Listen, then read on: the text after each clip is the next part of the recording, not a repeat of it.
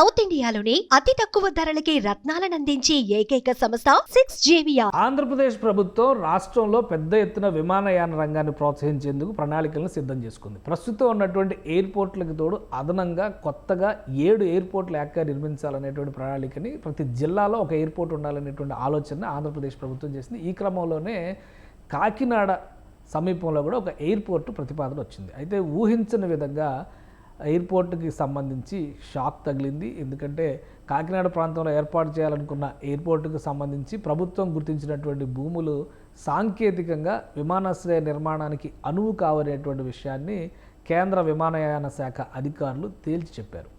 వాస్తవానికి ప్రస్తుతం ఆంధ్రప్రదేశ్లో అటు విశాఖపట్నం, రాజమండ్రి, విజయవాడ ఎయిర్పోర్ట్లు ఆపరేషన్లో ఉన్నాయి. అంటే కోస్తా ప్రాంతంలో ఒక 3 ఎయిర్పోర్ట్లు ఆపరేషన్లో ఉన్నటువంటి పరిస్థితి ఉంది. విశాఖపట్నం, రాజమండ్రి, అలానే ఇటు విజయవాడ ఇంటర్నేషనల్ ఎయిర్పోర్ట్. ఇక రాయలసీమ ప్రాంతంలో ప్రతి జిల్లాలో ఒక ఎయిర్పోర్ట్ ఆపరేషన్లో ఉంది. తిరుపతిలో ఉమ్మడి చిత్తూరు జిల్లా పరిధిలో చూస్తే తిరుపతి ఎయిర్పోర్టు, ఉమ్మడి కడప జిల్లాలో కడప ఎయిర్పోర్ట్ ఆపరేషన్లో ఉంది. ఉమ్మడి కర్నూలు జిల్లాలో కూడా కర్నూలు ఎయిర్పోర్ట్, ఓర్వకల్ ఎయిర్పోర్ట్ ఆపరేషన్లో ఉంది. ఇక అనంతపురం జిల్లాలో, ఉమ్మడి అనంతపురం జిల్లాలో పుట్టపర్తి ఎయిర్పోర్టు ఆపరేషన్లో ఉంది. ఇవి కాకుండా నెల్లూరులో ఒక ఎయిర్పోర్టు నిర్మించేటువంటి ప్రయత్నాలు జరుగుతున్నాయి. దగదర్తి ఎయిర్పోర్టు ఆల్రెడీ దాని పనులు కూడా ప్రారంభమైనటువంటి పరిస్థితి. దాని సర్వే పనులు అన్నీ పూర్తయినాయి. ఇంకా ఒంగోలులో పాత ఎయిర్ స్ట్రిప్ని ఎయిర్పోర్ట్గా డెవలప్ చేయాలనేటువంటి ఆలోచన చేస్తున్నారు. వీటికి తోడు నాగార్జున సాగర్లో ఒక ఎయిర్పోర్టు, శ్రీకాకుళంలో ఒక ఎయిర్పోర్టు, ఇటువంటి ప్రతిపాదనలు వచ్చినాయి. అదే క్రమంలో కాకినాడలో కూడా ఎయిర్పోర్ట్ని ఏర్పాటు చేయాలనుకున్నారు. ప్రధానంగా బెండపూడి దగ్గర భూముల్ని 529 ఎకరాల భూముల్ని రాష్ట్ర ప్రభుత్వం గుర్తించింది. ఇక్కడ ఎయిర్పోర్ట్ నిర్మాణానికి అనువైన అవకాశాల పరిశీలనకు సంబంధించి విమానయాన శాఖకి ప్రభుత్వం సూచనలు చేసింది. ఆ ఎయిర్పోర్ట్కి సంబంధించి ఒకవేళ అక్కడ ల్యాండ్ కనుక అవైలబుల్ ఉంటుంది, ఎందుకంటే నిర్మాణం జరిగేటువంటి క్రమంలో ఇది పోలవరం, పుష్కర సాగునీటి కాలువలకు దగ్గరగా ఉంది, నేషనల్ హైవేకి దగ్గరగా ఉంది.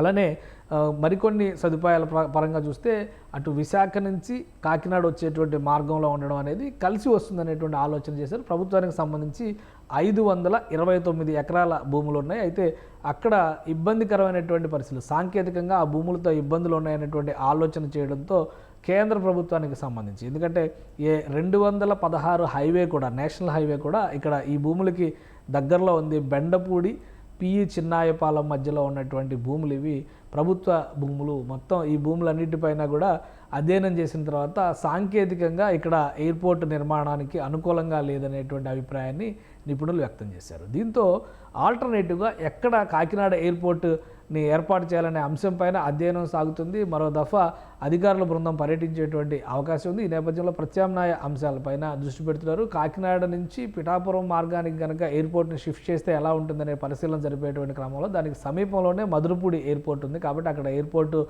ఆపరేషనల్ కాదు అనేటువంటి అభిప్రాయాన్ని ఇప్పటికే తెలియజేశారు. ఈ నేపథ్యంలో ఇటు కాకినాడ జిల్లా, అటు కోనసీమ జిల్లా మధ్యలో ఎయిర్పోర్ట్ ఏర్పాటు చేస్తే ఉపయోగకరంగా ఉంటుందనేటువంటి ఆలోచన చేస్తుంది. కానీ కనీసం 500 నుంచి 700 ఎకరాల భూములు అక్కడ ప్రభుత్వ భూములు అనువుగా ఉన్నాయా, లేదా ప్రైవేటు భూములు సేకరించడానికి అవకాశం ఉన్నాయనే అంశంపైన ప్రస్తుతం రాష్ట్ర ప్రభుత్వం అధికారులకి ఆదేశాలు జారీ చేసింది. ఇటు కాకినాడ, అటు అమలాపురం మధ్య ఉన్నటువంటి, అంటే అమలాపురం అంటే ఇప్పుడు కోనసీమ జిల్లాగా ఉన్నటువంటి ప్రాంతం, ఈ 2 ప్రాంతాల మధ్య ఉన్నటువంటి భూములపైన అధ్యయనం చేయాలనేటువంటి సూచనని రాష్ట్ర ప్రభుత్వం చేసింది. ఇక అధికారులు దానిపైన ఫోకస్ పెట్టేటువంటి పనుల్లో ఉన్నారు. ప్రధానంగా ప్రైవేటు భూములు సేకరించాలంటే ఇక్కడ 100 కోట్ల రూపాయలు, కోనసీమ కొబ్బరి తోటలకి ఫేమస్, అక్కడ పంటల సాగు ఉంటుంది. పైగా అన్నిటికీ మించి సాల్ట్ ల్యాండ్స్ ఈ ప్రాంతంలో ఎక్కువగా ఉన్నాయి. సాల్ట్ ల్యాండ్స్లో ఉప్పు సాగుబడి చేసేందుకు కావాల్సినటువంటి ఉప్పు నీటి కయ్యలు తయారు చేసేటువంటి భూములు ఎక్కువగా ఉంటాయి. ఇవి జాగ్రఫీ పరంగా, అంటే భౌగోళికంగా వీటిని సాల్ట్ ల్యాండ్లని కన్వర్ట్ చేయడానికి చట్టాలు ఒప్పుకోవు, పర్యావరణ చట్టాలు ఒప్పుకునేటువంటి పరిస్థితి లేదు. కాబట్టి ఈ పరిస్థితుల్లో సాల్ట్ ల్యాండ్స్ని మినహాయించి ఇతర ప్రభుత్వ భూములు కానీ ఇతర భూములు కానీ అక్కడ ఎంతవరకు అందుబాటులో ఉన్నాయి, ఏ ప్రాంతంలో ఏర్పాటు చేస్తే ఈ ఎయిర్పోర్ట్ వైబుల్ అవుతుందనేటువంటి అంశం పైన అధ్యయనం చేయాల్సిందిగా రాష్ట్ర ప్రభుత్వం అధికారులకి ఆదేశాలు జారీ చేసింది. వీళ్ళంత వేగంగా ప్రత్యామ్నాయాలు కనుక ఫైండ్ అవుట్ చేస్తే కేంద్ర ప్రభుత్వానికి ప్రతిపాదనలు పంపేటువంటి అవకాశం ఉంది.